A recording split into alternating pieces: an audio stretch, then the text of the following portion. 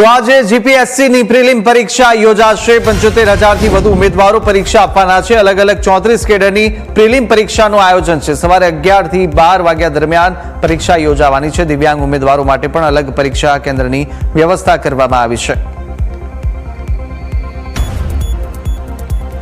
તો જીપીએસસીની પ્રિલિમ પરીક્ષાનું આજે આયોજન છે, જ્યાં 75,000થી વધુ ઉમેદવારો છે જે આ પરીક્ષા આજે આપવાના છે। અલગ અલગ 34 કેડરની પ્રિલિમ પરીક્ષાનું આયોજન કરવામાં આવ્યું છે।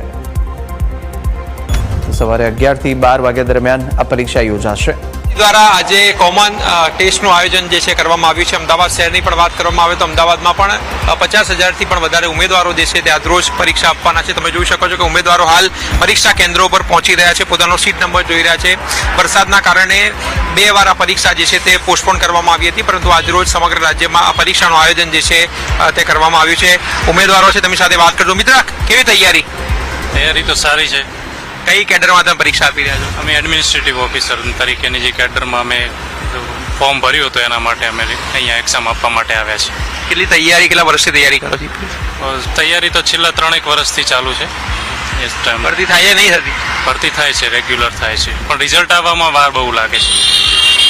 રિઝલ્ટ આવવામાં ક્યાંક ને ક્યાંક લેટ થતું હોય છે। અન્ય ઉમેદવારો તેમની સાથે આપણે વાત કરશું। મિત્ર, કેવી તૈયારી?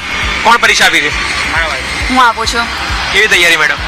તૈયારી તો કરેલી છે। છેલ્લા 2 ટાઈમથી એક્ઝામ કેન્સલ થઈ ગઈ છે, એટલે અમને થોડો પ્રિપેરેશન કરવાનો પણ વધારે ટાઈમ મળ્યો છે। તો જોઈએ હવે કેવું રિઝલ્ટ કે કેવા પેપર્સ ક્વેશ્ચન્સ આવે છે। કઈ કેડર માટે આપી રહ્યા છે? હું આઈસીટી ઓફિસર માટે અત્યારે કરન્ટલી એક્ઝામ અપિયર કરવા માટે આવેલી છું। જે પ્રકારની પરીક્ષાઓ લેવાય છે, ભરતી ક્યાંક ને લીડે થતું હોય છે, એનાથી ઉમેદવારો કેટલા નાસીપાસ થતા હોય?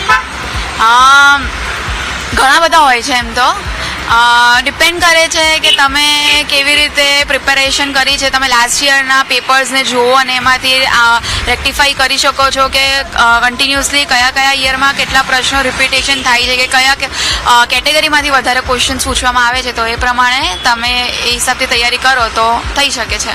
કેટલા વર્ષથી તૈયારી કરો છો હવે પ્રકારની એક્ઝામ? હું રિસન્ટલી 1 યરથી આની પ્રિપેરેશન કરું છું। ઉમેદવાર છે મેડમ? કેવી તૈયારી? તૈયારી તો બસ પહેલાં કરી હતી અમે।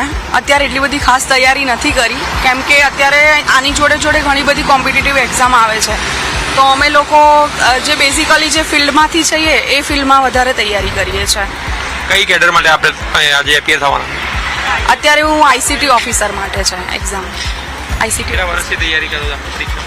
પરીક્ષાની તૈયારી મેં આના પહેલાં એક વખત આઈસીટી ઓફિસરની આપી હતી, બહુ થોડા માર્ક્સ માટે રહી ગઈ હતી। પણ અત્યારે હવે એવું છે કે જે ટેકનિકલ છે ને એમાં થોડું વધારે ધ્યાન આપીને કવર કરીશું। આ જનરલ સ્ટડીની એક્ઝામ છે। પહેલા જનરલ સ્ટડી માટે આઈસીટી માટે અલગ લેવાતી હતી, પરંતુ હવે તમામ જે કેડર છે એના માટે એક જ પરીક્ષા લેવાય છે। કેટલો ફાયદો થતો હોય છે અને આના ગુણ પેલામાં પણ કન્સિડર થતા હોય છે, એટલે કેટલો ફાયદો નુકસાન તમે જે ઉમેદવાર જુઓ છો? ફાયદોમાં તો એવું છે કે જનરલ સ્ટડીના જે પેપર્સ છે એમાં જનરલ સ્ટડીમાં આપણે કોઈ બી એક્ઝામ માટે તૈયારી કરી હોય તો એનું બેઝિક જે પૂછાતું હોય એના બેઝ ઉપરથી જો જેનું જીકે સારું હોય તો આમાં કવર થઈ શકે છે। અને ટેકનિકલ ફિલ્ડ માટે તો કેવું છે કે ટેકનિકલી જે વસ્તુ પૂછાતી હોય જનરલી એના માટે સ્પેસિફિક ટાઈમ આપવો પડે છે। જો આ જનરલ સ્ટડીનું કરીએ તો થોડું ઘણું કવરઅપ થઈ શકે। તો આ તો ઉમેદવારો જેઓ સમગ્ર રાજ્યમાંથી અહીંયા પરીક્ષા આપવા માટે આવતા છે। મેડમ, કેવી તૈયારી હતી પરીક્ષાની? મારી એક્ઝામ નથી। મિત્ર, કેવી તૈયારી આજની? તૈયારી તો સરસ હતી। હવે જોઈએ આગળ એક્ઝામમાં શું થાય છે। કઈ કેડર માટે આવ્યા છો? સોરી, શેમાં કઈ ફિલ્ડ માટે આપવાની પરીક્ષા? આઈસીટી કરીને એક ફિલ્ડ છે, તો એના માટે પ્રયાસ છે કે થઈ જાય એમ। ફર્સ્ટ ટાઈમ આપી રહ્યા છો કે અગાઉ આપેલી? First time. કેટલા વર્ષથી આપો એટલે તૈયારી કરી રહ્યા? તૈયારી તો 6-7 મહિનાથી કરી છે આમ તો, અને આગળ જતા હજી ટેકનિકલની એક્ઝામ આવે છે આમાં આઈસીટીની, તો એની પણ સાથોસાથ તૈયારી ચાલુ હતી।